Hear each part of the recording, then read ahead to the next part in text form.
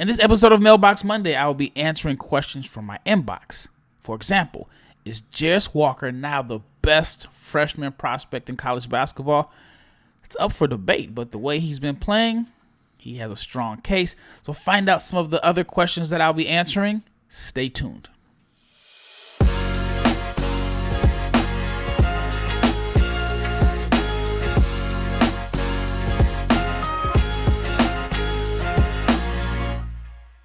Happy Monday and big shout out to each and every person that has made the Locked On NBA Big Board podcast your first listen of the day. And in this case, hopefully it's your first listen of the weekend. And today's episode is brought to you, not weekend, I'm already back in the weekend. First episode of the week.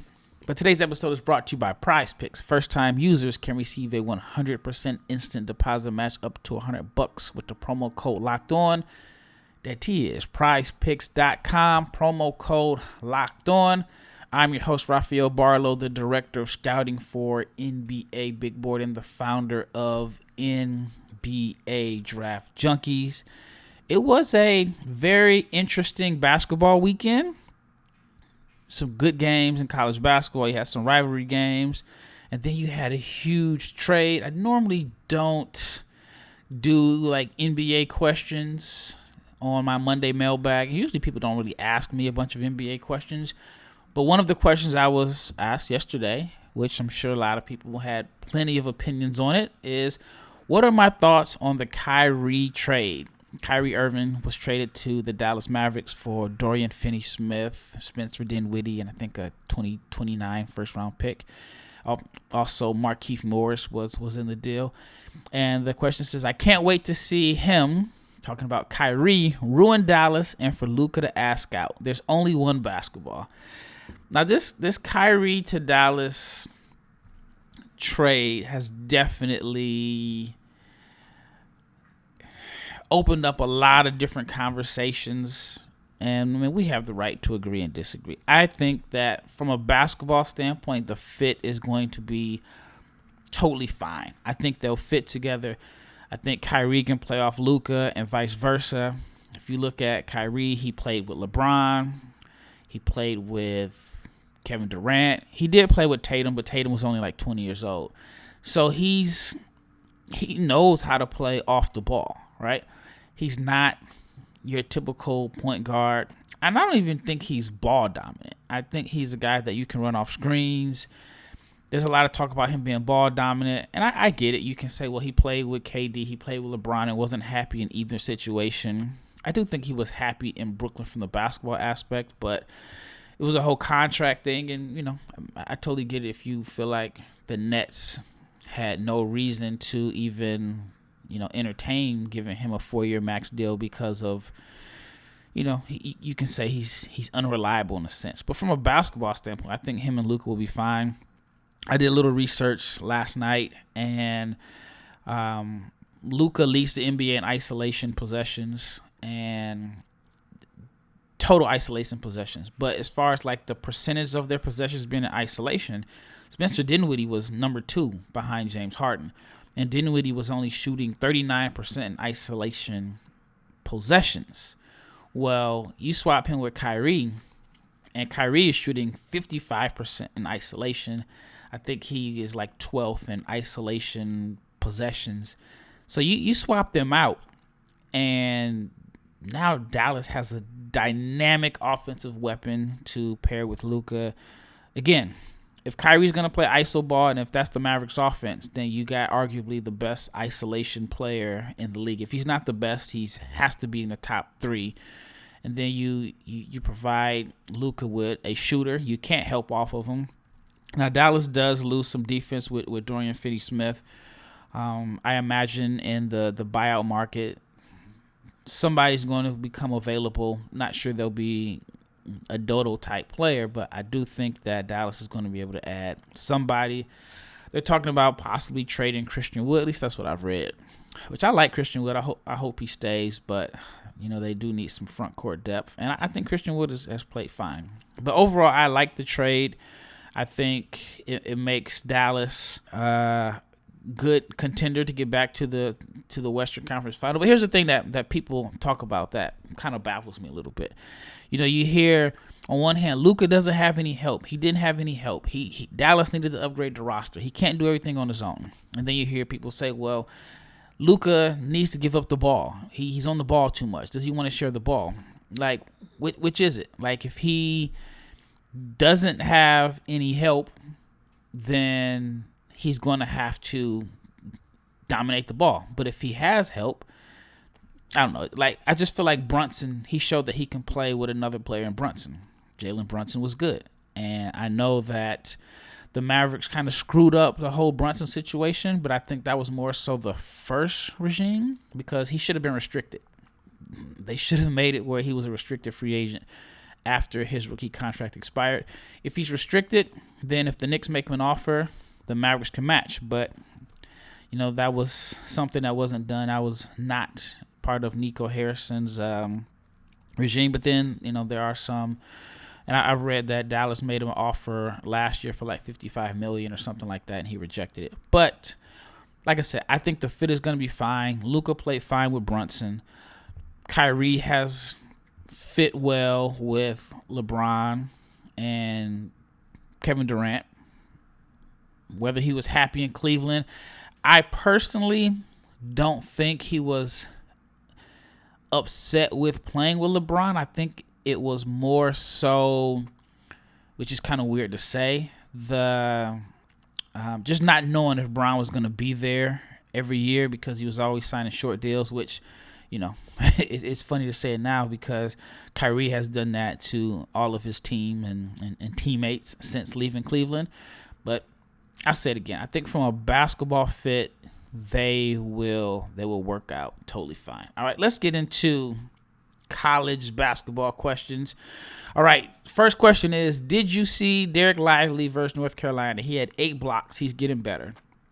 I didn't actually see the game, but I saw some of the clips, and I heard that he totally dominated the game on the defensive end. Still not enough for me right now to put him in my first round, but I had him at 31, so he was just right outside of it.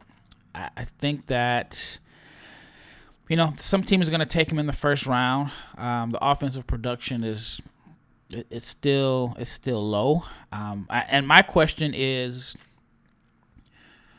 what makes Dereck Lively's production as a freshman better than UConn's Donovan Clingan? Clingan is playing, I don't know, last I looked like 14 minutes a game, but he's like 9 points, 6 rebounds or something like that. He's averaging close to 2 blocks. I think he's been far more dominant in his minutes coming off the bench for UConn. So, and I think Clingan could end up being like a Kessler Walker type player. That's why I have him so high on my, I shouldn't say I have him so high, but I have him higher than most. I have him as a high second round pick. But, Lively has the pre-college hype, which I think on one hand is going to help him. So I think he's going to end up being a first-round pick. But as of right now, I do not have him as a first-rounder. And speaking of people I don't have as a first round, this next question is about Imani Bates. And there's an Imani Bates question every single time I check my inbox. And it is Imani Bates a first-rounder on your mock after last night's game? No, I still have him as a second-round pick. Has nothing to do with his talent. Again, my biggest concern is how does he fit on an NBA roster and NBA system? He is a guy that needs a lot of freedom. He's going to take some really, really tough shots. He's a tough shot maker, and I think he's at his best when he's featured.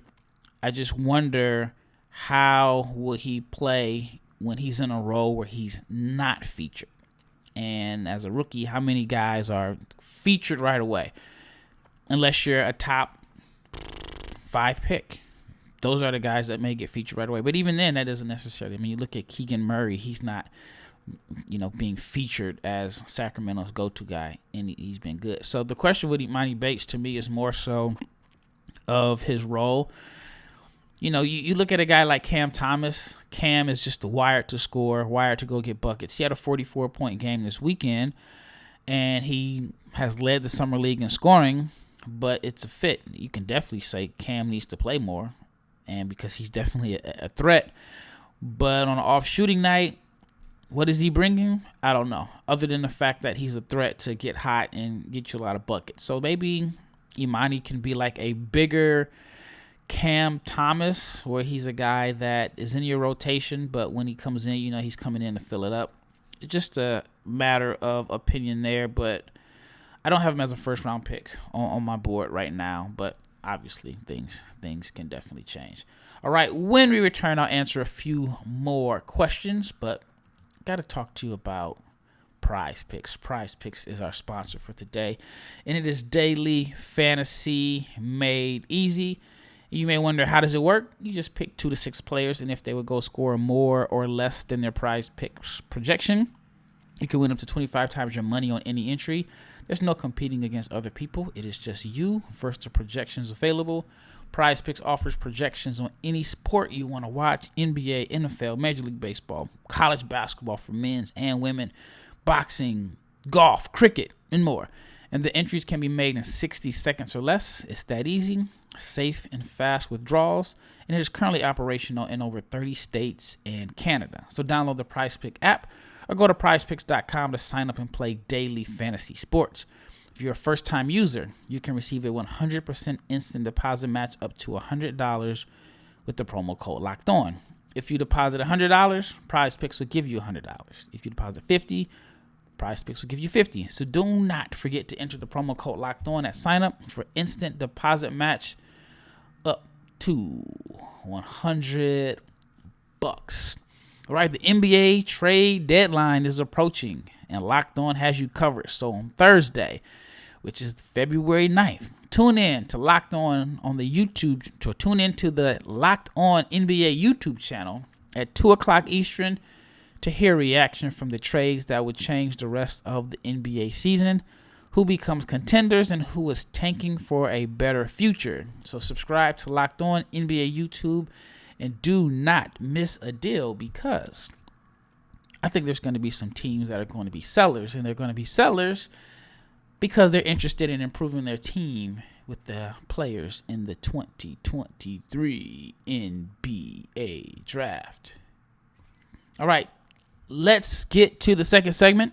And the first question is, what are my thoughts on Ben Sheppard from Belmont? So this is a name that, a lot of people haven't been hearing about. Ben Sheppard is someone I had a chance to watch his film. Somebody actually mentioned him to me early January. He's shooting well, good from the floor, 42% from three. He has good positional size, broad shoulders. He's a senior. Could be, a guy that I think has a chance to be a roster player in the NBA. Like I said, he has good positional size. He shoots 42% from three, and he's a senior, which, we live in this world where if you're a senior and you're a 4-year player, you're considered to not have great upside. I like him as a straight line driver. He is also a pretty good pull-up shooter, and he's a hustle player that rebounds. The concerns for him as far as being an NBA fit is he's not like this explosive athlete. He doesn't really finish well at the rim, and I think that's going to be an issue for him at the NBA level.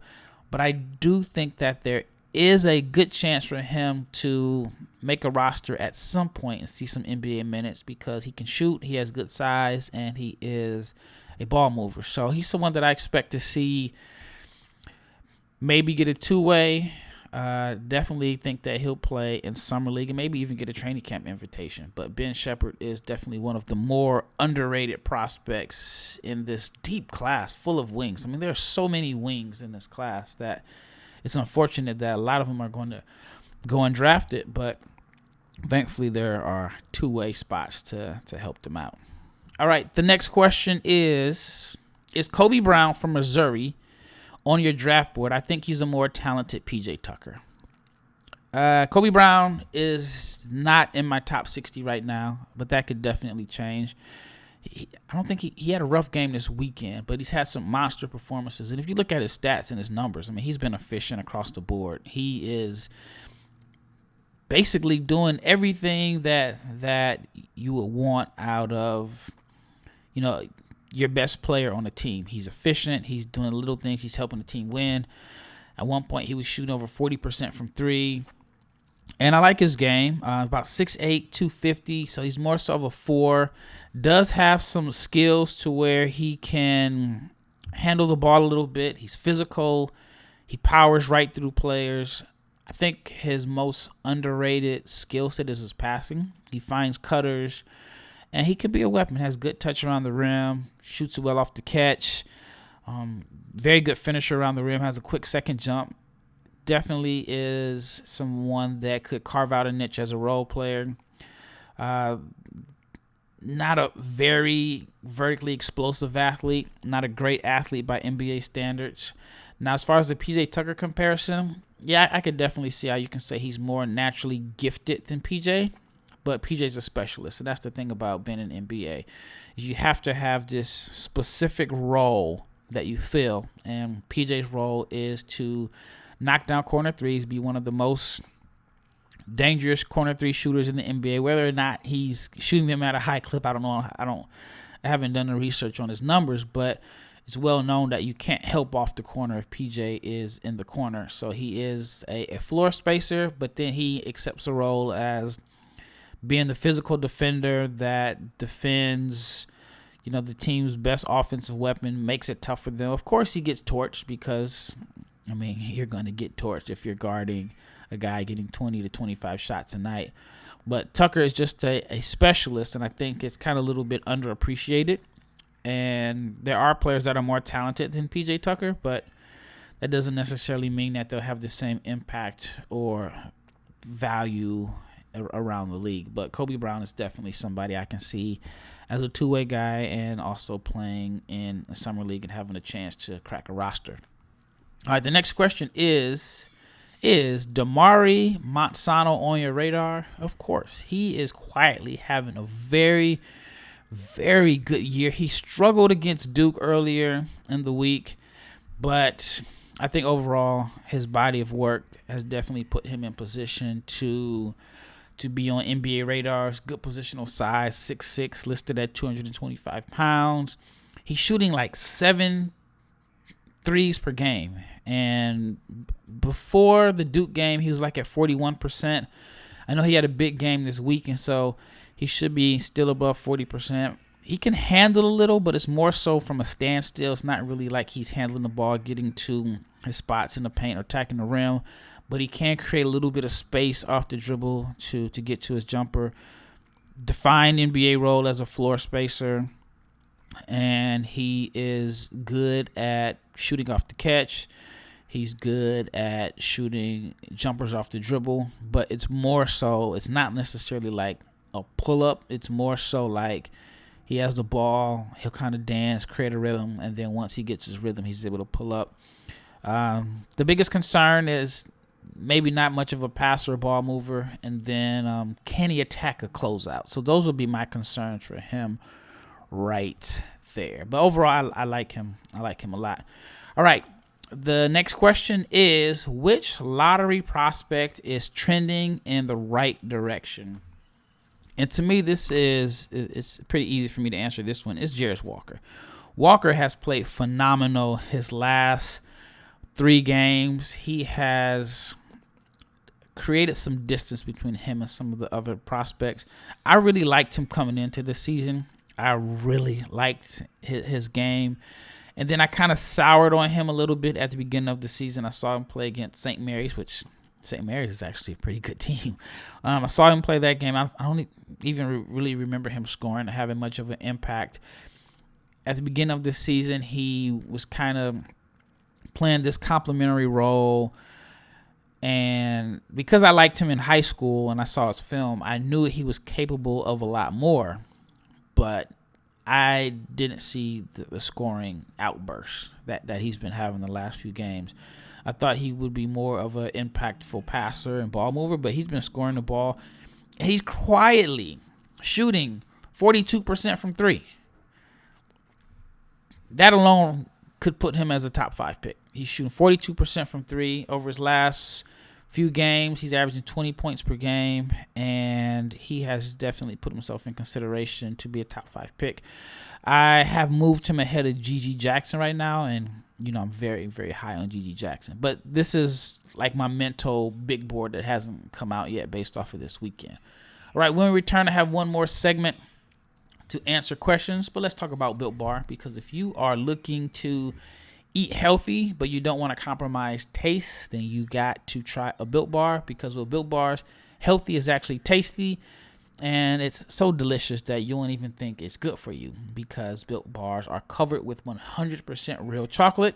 Yeah, 100% real chocolate, and they come in good flavors like churro, peanut butter brownie, coconut almond. But what's crazy is they're good, they're healthy, and when I say they're healthy, I'm talking about there's only 130 calories, 4 grams of sugar, with a whopping 17 grams of protein. But what's cool about Built Bar now in 2023 is that you don't have to order them on Built.com. Now, you can go to Built.com and order a box, but you can actually go get them at Walmart. They are in the pharmacy section, and you can get a 4-box of cookies and cream, double chocolate, Cocoa Puffs. Or if you're greedy, or you just don't want to go to Walmart all the time, I shouldn't say greedy, that's probably a bad choice of word. But if you don't want to continue to make trips to Walmart, you can go to Sam's Club, and you can get a 13-bar box that has brownie batter, churro. So it's up to you, but you can still go to Built.com if you just want to do it the old school 2022 way. And again, that is Built.com. All right, last segment. Going to answer about 6 more questions for you. All right, it's like a combination of a strong opinion and wanting my thoughts, and I guess they want me to agree, but this person says, I can tell you right now that Gradey Dick is overrated.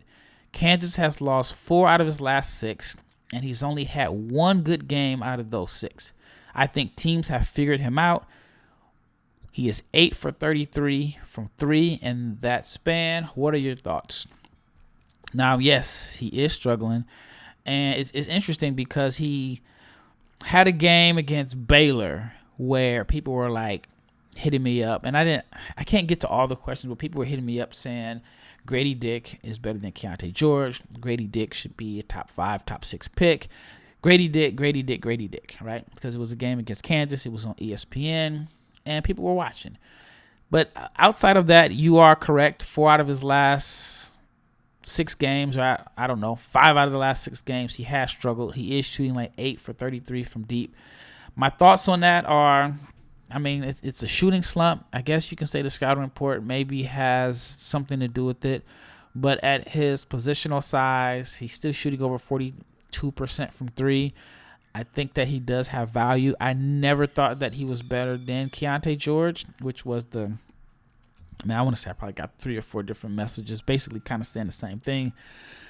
Now, if the slump continues, then, maybe that could have an impact. But you know what? It's crazy because last year at this time, Ochai Agbaji was shooting a ridiculous, he was shooting a crazy percentage from 3, and then he kind of tailed off at the end of the season. So maybe we're seeing the same with Gradey Dick. But at the end of the day, the Big 12 is the toughest conference in college basketball, and it is very difficult to maintain, crazy shooting efficiency when you're playing such good competition every night.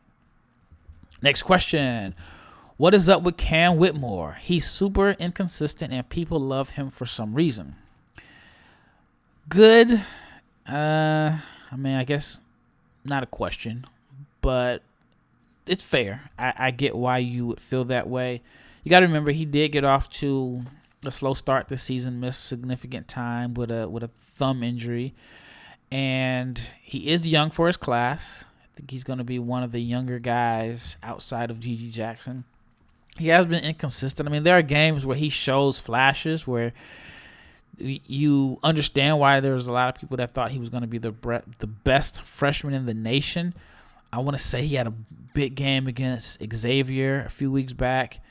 And then he's had some head-scratching games. For example, St. John's is not good. I know that he's had some pretty poor shooting performances against St. John's. I watched a little bit of the Creighton game this weekend, and he was on the floor. I just did not see anything from him. I don't know if he's injured. I don't know what's going on there. He wasn't aggressive at all. And I kind of started watching the game late, but I remember Villanova had like multiple possessions late in the game to tie or to win, and he just did not have the ball. He had no impact. Again, I didn't do any research to figure out if he was hurt. I think he may have only played less than his normal amount of minutes the game before against Marquette, so I don't know, but it was interesting to see that he was not really involved in Villanova's offense. All right, here's another question. What is Jalen Wilson missing, and why isn't he a first-round lock? Now, when you go off production alone, Jalen Wilson is easily a first-round pick. I thought that he was, before this losing streak, I thought that he was probably going to be second in National Player of the Year voting. He's put up monster games, had a 38-point game in the Big 12. He is a little older, not significantly older, but everybody loves freshmen. And I think that the thing that he has addressed, which was the biggest concern, was the outside shooting. He's shooting a respectable percentage from three. I think it's like around 34, 35%, which is respectable. That was kind of the knock on him, because I think his freshman year, or his redshirt freshman year, he showed flashes of being a good three-point shooter. Then the percentage went down last year. I think that the biggest concern for him is, like, what role does he play? I think he can play a role as a hustler. I mean, he's one of those guys that he does so many things well. He's kind of like a jack of all trade, but I think in the NBA sometimes they're looking for you to be a specialist or have something, this one particular skill set that you can hang your hat on. I think he can fit as like an energy guy. He's a good passer. He could be like a connective tissue, but it'd be very interesting to see his draft range. I have him high second round right now, but yeah, based off of production, he's a first round pick. All right, down to my last two questions, and these are two questions about Illinois basketball, and it's not about Terrence Shannon Jr. So the first question is, do you like Coleman Hawkins? I think he's overrated. Coleman Hawkins is like a shooter that can't shoot, right? When you look at him, you see the size, you see the shot looks good, and you think, like, immediately to me, I saw stretch four. I think this guy could be a stretch four. That was what I thought. But then over time, you realize that he's not a extremely accurate shooter. He's not someone that is shooting 35, 36% from three. He is only shooting 28% this year, 29% last year, 23% as a freshman. And he has yet to average double figures. He is intriguing because he does rebound, and he's a pretty good passer and shot blocker. If he can get the shot to fall, then I think he could be a first-round pick. It's just the shot isn't falling, and I think in order for him to really find a role in the NBA, he's going to have to be a much more consistent shooter. But even his free throw percentage isn't really good. So it's very interesting. I think he's going to get drafted high because, I mean, he just looks the part, 6'10", 225, does a few things well, but I think his NBA career is going to heavily depend on if he can become a better floor spacer, because he, again, like I said, he looks the part. He definitely looks the part. Right now, he is taking like 4 threes per game, which is a little more than 50% of his shots. And you look at him for his career, he's averaging about 4.5 shots per game. 2 of those are threes, but he's a 28% three-point shooter. So he's like a shooter that can't shoot. So, but he does have some skill sets that are intriguing. And the last question is, can Matthew Mayer regain some of his draft buzz from 2 years ago? I think it's going to be tough because he's also older. It's almost like there's 2 guys that come to mind. If Matthew Mayer and Max Abmas came out 2 years ago, I think they would have been drafted, even though Max kind of struggled at the combine. And I know this is not your question, But I feel like with Matt, he had such a buzz after Baylor won their national championship. Even though like the numbers weren't great, he just showed tremendous upside. He was shooting 39% from three, but the free throw percentage wasn't good. But I think that he just showed enough flashes where he was intriguing enough that I think somebody would have took him in the second round. Definitely would have been a two-way guy. Then last year on paper, he did good, averaged about 10 points a game, 5 rebounds, but he only shot 32% from three. Still only played like 23 minutes per game. This year, he's at like 24 minutes. He's shooting 38% from three. Again, averaging 12 points, but it might be a little late. Obviously, I think he's going to get a good look and opportunity. I mean, he has over like 150 games of college experience, so I wouldn't be surprised to see him on a two-way or definitely get a summer league roster spot and have an opportunity to show what he can do there. But he's like a tease in a sense, and I know that's like kind of harsh to say, but he's someone that you just look at. You look at him, how he moves, the athleticism, his size, and all the things that he can do, and you just hope that he would be a little bit more productive. But he's in a tough situation because I do not know if he'll be able to regain the draft stock that he had 2 years ago. Well, that wraps up this Mailbox Monday. I really enjoy these. I really enjoy like being able to somewhat interact because I don't, it's almost like talk radio in a sense, or where people can call in, but I'm just reading questions. I actually like it because I like hearing the opinions and thoughts of other people. And sometimes I like sharing mine to, I guess, dispute or agree or disagree with what some of the questions are saying. But keep the questions coming. I really enjoy them. And thank you for making this Locked On NBA Big Board podcast your first listen of the day. You have to check out the Game to Game NBA podcast. Every moment, every performance, every result. Locked On Game to Game covers every game from across the NBA with local analysis that only Locked On can deliver. So follow Game to Game on the Locked On NBA channel. It is available on the Odyssey app, YouTube, or wherever you get your podcast. Once again, this is Rafael Barlowe. Now, you got to tune in tomorrow because I had this idea a few months back, and I wanted to put it on my NBA Draft Junkies channel, and I wanted to have video behind it. I had this huge idea called Prospect Pitch, where I play the role of an NBA GM, right? My dream job. And I gave different people that may have like a big name in draft Twitter, and some people that don't. But I wanted to give people an opportunity to sell me. Again, I'm pretending I'm the GM of a team. You're selling me on a prospect. So I'm acting as if I know nothing about the prospect, and I'm hearing different opinions on why this player is good. I'm playing a little bit of devil's advocate. I'm trying to put the guys on the spot and ask them really tough questions about the prospect. It's fun. So I have an episode coming out tomorrow called Prospect Pitch.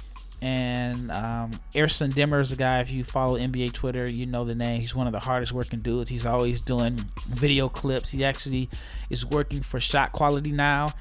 He answers questions about two prospects that he feels like he is much higher on than the consensus. So I'm trying to grill him and give him some tough questions about the prospects. It's fun. Hopefully it's well received. I want to do it at least once a week.